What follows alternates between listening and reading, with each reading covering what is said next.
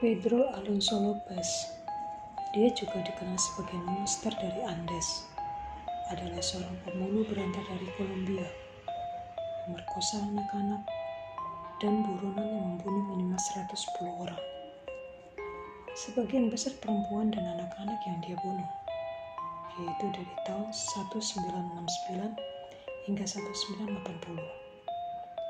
Lopez mengaku telah membunuh lebih dari 300 orang. Ia dianggap oleh orang banyak sebagai salah satu pembunuh berantai dan pemerkosa paling produktif dalam sejarah. Pedro Alonso Lopez lahir di Kolombia pada tahun 1948 di kota Madrid, Venadillo, Tolima. Pedro Lopez adalah anak ketujuh dari 13 bersaudara yang lahir dari pasangan Benilda Lopez de Castaneda, seorang pekerja seks, dan memiliki masa kecil yang sulit karena kekerasan rumah tangga dan tidak adanya sosok sang ayah. Lopez diusir dari rumah pada usia 8 tahun ketika ibunya memergokinya mencoba menganiaya saudara perempuannya. Jadi seorang tunawisma, Lopez berkeliaran di jalan Bogota dan sering mengalami pelecehan seksual. Setelah kejadian itu, ia bergabung dengan komplotan anak jalanan untuk mencari perlindungan.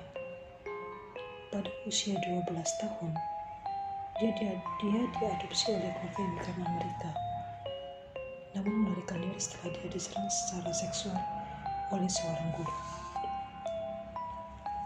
Pada tahun 1969, Lopez dijatuhi hukuman 7 tahun penjara karena pencurian mobil. Selama masa penahanan ini, dia dinodai oleh 3 narapidana lainnya, yang kemudian dia bunuh sehingga hukumannya diperpanjang 2 tahun.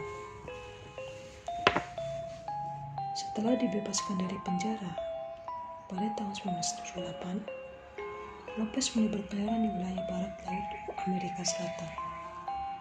Akhirnya tiba di Peru. Dia kemudian menyatakan bahwa selama periode ini, dia telah membunuh lebih dari 100 gadis, sebagian besar anak jalanan, dan dari suku asli Ayacuchuan di Peru Tengah Selatan. Meskipun klaim ini tidak dapat diverifikasi, diketahui bahwa Lopez pernah ditangkap oleh suku asli tersebut setelah mencoba mencuri seorang anak gadis berusia 9 tahun. Suku tersebut melucuti pakaiannya dan barang milik Lopez dan menguburkannya di pasir. Namun, datang seorang misionaris dari Amerika. Dia meyakinkan suku tersebut untuk melepaskan Lopez dan menyerahkannya ke kantor polisi. Polisi tidak menahan Lopez dan dia malah diusir dari negara tersebut. Setelah dideportasi dari Peru, Lopez melanjutkan pembunuhan besar-besarannya.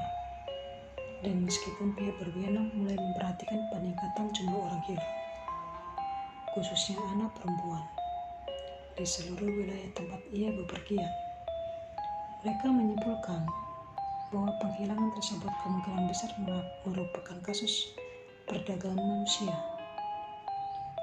Pada bulan April 1980, daerah sekitar Ambato, Ekuador dilanda banjir bandang, dan ditemukanlah sisa-sisa beberapa gadis muda yang sebelumnya dilaporkan hilang. Pengungkapan ini mendorong polisi untuk membuka kembali penyelidikan mereka dan berkontribusi terhadap penangkapan Lopez pada akhir tahun yang sama.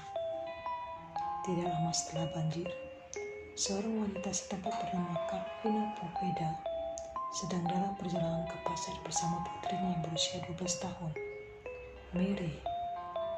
Ketika Lopez berusaha mencuri gadis tersebut, pedagang lokal mampu mengalahkan Lopez dan menahannya sampai polisi tiba. Pada saat dalam tahanan polisi setelah penangkapannya, Lopez awalnya menolak bekerja sama. Selama interogasi, memilih untuk diam. Akhirnya, dia mulai mengakui kejahatannya, yaitu kepada Kapten Polisi Pendeta Cordova yang ditempatkan di sel yang sama dengannya saat menyamar sebagai tahanan. Lopez membual bahwa secara total dia telah membunuh lebih dari 200 orang di Ekuador, sekitar 10 orang di Peru, dan banyak lagi di Kolombia.